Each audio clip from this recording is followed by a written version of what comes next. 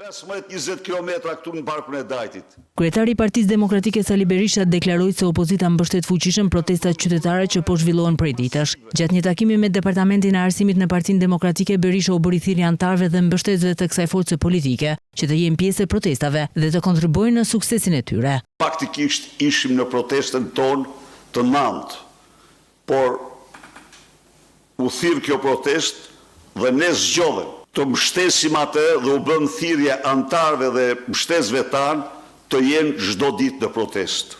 Dhe ju duhet bëni gjithçka që ky zemrim të ketë sukses, kjo revolt, kjo protestë të përfundojë me sukses. Në fjalën e tij, Berisha kritikoi ashpër qeverinë e Edi Ramës, të cilin e akuzoi për shpopullimin e vendit, korrupsionin dhe politikat që sipas tij kanë dëmtuar interesin e shqiptarëve.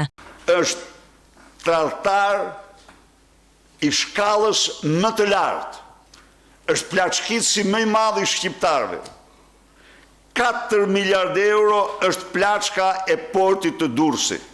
Berisha ritheksoi gjithashtu kundërshtimin e Partisë Demokratike për disa nga nismat e qeverisë, përfshirë paketin e maleve, duke pretenduar se kjo e fundit favorizon interesat të caktuara ekonomike në dëm të qytetarëve.